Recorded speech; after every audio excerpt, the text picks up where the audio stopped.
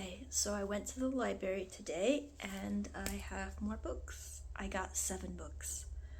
I did a technique today, or not today, the other day, where in the database research, I put books that are already located at the library location that I go to, and then I just kind of browsed those, and I found some good ones, or at least ones that I think are cool. Okay, whew. So the first one is The Handyman's Method by Nick Cutter and Andrew F. Sullivan. And I read his other book, what was it called? The Trooper, that I really liked. That was about Boy Scouts and like this disease and stuff. So I'm excited to read this one. I'll read the back here. When the Sabin family moves into a rural, unfinished development community, cracks begin to emerge in both their new residence and their lives. As a father wrestling with his unemployment and his uncertain place in the world, Trent Sabin's attempt at do-it-yourself home repairs lead him down an online rabbit hole, where a paranormal radicalization serendipitous takes hold as a mysterious instructor delivers dark, subliminal suggestions of how to handle any problem around the house. Meanwhile, stepping into the sole breadwinner role, his wife Rita tries to hold the family together as matters spiral out of control and go from bad to worse, even as their son Milo, a boy left to his own devices, exhibits the sinister side effects of far too much screen time.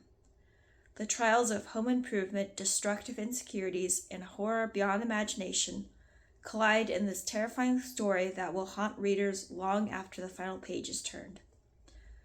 Okay, yeah, so I read Nick Cutter before, but not Andrew F. Sullivan, so that'll be interesting. I'm a little winded. It's hard to talk. This one is Find Focus, Fight Distraction, Attention Span, a groundbreaking way to restore balance, happiness, and productivity by Gloria Mark, PhD. So I was interested in this one because I have some issues with attention span. So yeah, I kind of wanted to see if there were any tips in here that would kind of help me with that.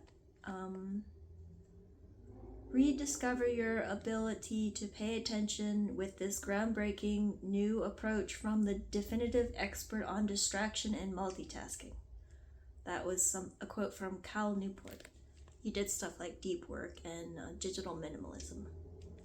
We spend an average of just 47 seconds on any screen before shifting our attention. It takes 25 minutes to bring our attention back to a task after an interruption. And we interrupt ourselves more than we are interrupted by others. In Attention Span, psychologist Gloria Mark reveals these and more surprising results from her decades of research into how technology affects our attention. She shows how much of what we think we know is wrong, including such insights as why multitasking hurts rather than helps productivity, how social media and modern entertainment amplify our short attention spans, what drains our mental resources and how to refuel them, the 4 types of attention that we experience every day and how to recognize them. While the concept of flow has previously been considered the ideal state of focus, Dr. Mark offers a new framework to help explain how our brains function in the digital world: kinetic attention. This book reveals how we can take control not only to find more success in our careers, but to find health and wellness in our everyday lives. So yeah, that sounds interesting. Let me see here. Oh, this is another one that I saw that I was really interested in. Empire of the Sum, The Rise and Reign of the Pocket Calculator by Keith Houston. I liked calculators.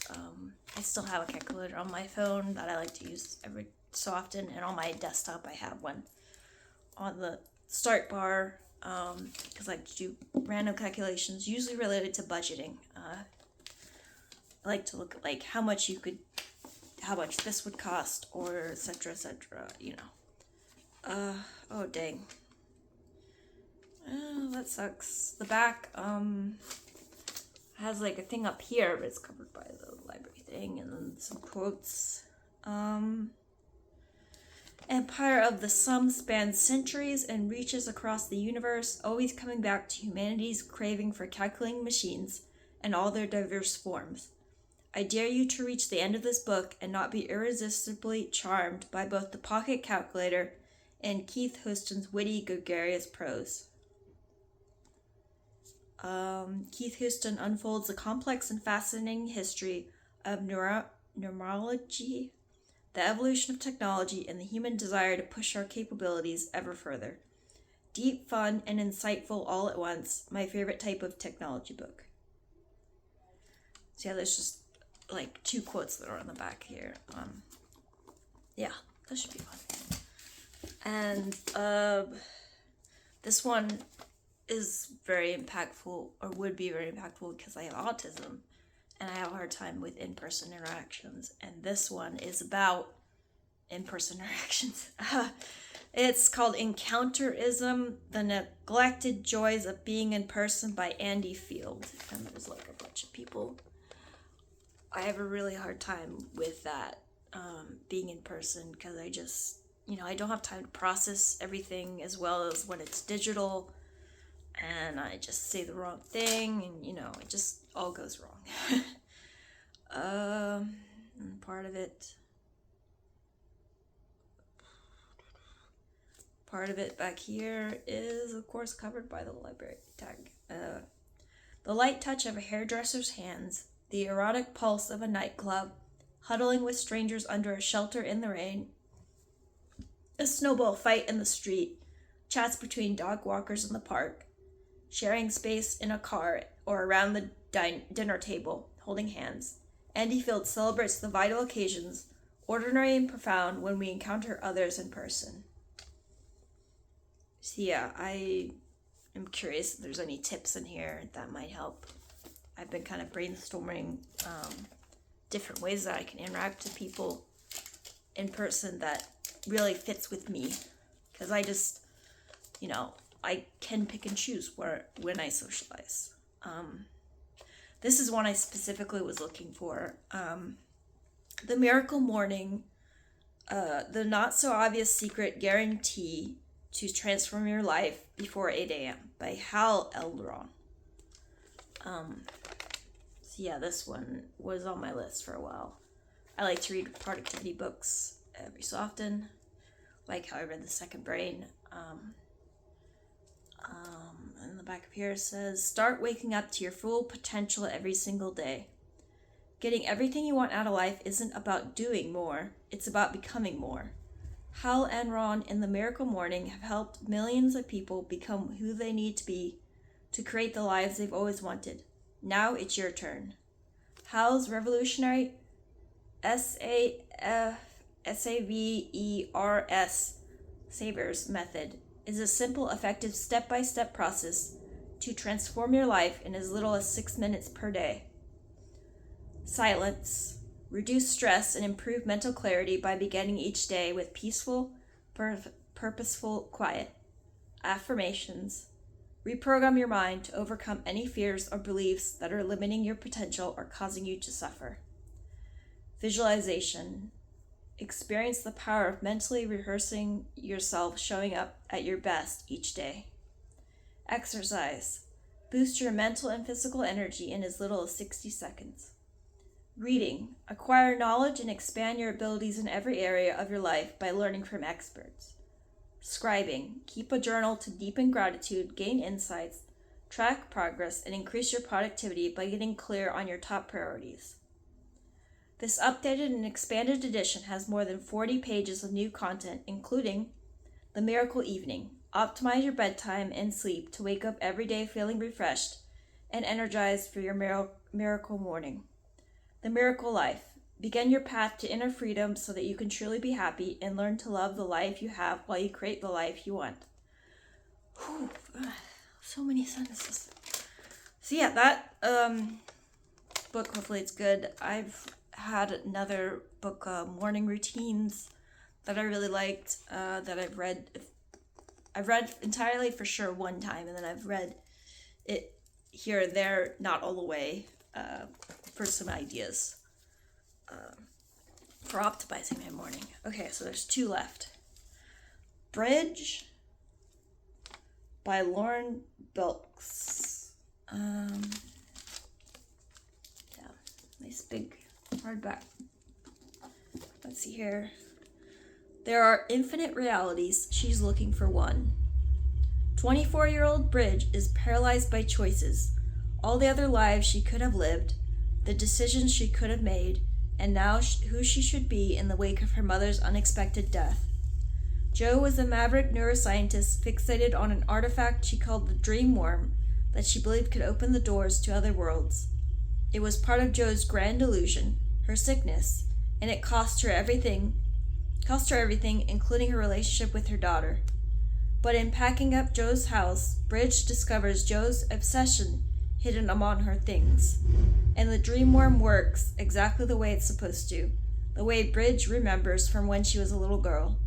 Suddenly Bridge can step into other realities, other selves. In one of them, could she find out what really happened to her mother? What Bridge doesn't know is that there are others hunting for the dream worm who will kill to get their hands on it.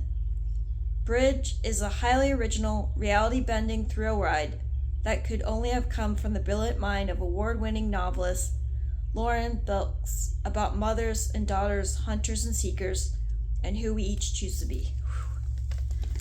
Yeah, talking can be really exhausting for me. So this one's interesting. And then I believe this author wrote The Power, which I think was something about, I didn't finish it. I tried to read it, but I put it down. But that one was about all females got, like, powers. And, yeah, okay. This one is The Future by Nyami Alderman. Has a cool thingy. Let's see here. Sorry about the truck. I wish they wouldn't do that. When Martha Encorn fled her father's isolated compound in Oregon, she never expected to find herself working for a powerful social media Mongol hell-bent on controlling everything. Now she's surrounded by mega-rich companies designing private weather, predictive analytics, and covert weaponry while spouting technological prophecy. Martha may have left the cult, but if the apocalyptic warnings in her father's Fox and Rabbit sermon, once a parable to her, are starting to come true, how much future is actually left? Across the world, in a mall in Singapore, Lei Zhen, an internet-famous survivalist, flees from an assassin. She's cornered, desperate, and worst of all, might die without ever knowing what's going on. Suddenly, a remarkable piece of software appears on her phone, telling her exactly how to escape. Who made it? What is it really for? And if those behind it can save her from danger, what do they want from her, and what else do they know about the future? Martha and Zen's worlds are about to collide. An explosive chain of events is set in motion, while a few billionaires assured of their own safety lead the world to destruction. Martha's relentless drive and Zen's insatiable curiosity could lead to something beautiful, or the catastrophic end of civilization. By turns thrilling, hilarious, tender, and always piercingly brilliant, the future unfolds at a breakneck speed, highlighting how power corrupts the few who have it, and there's tape covering it, and what it means to stand up to them. There was a little bit, one sentence on the bottom, but again, tape holding it. So let's see, what have we got here? I'm just curious what the ratio of what okay, so I've got, so 3 fiction, and then 4 nonfiction. So that's usually not the ratio. I usually have 1 or 2 nonfiction at most, so I'm gonna be very busy. All right, yep, that's it for my library haul today. Thank you. Bye.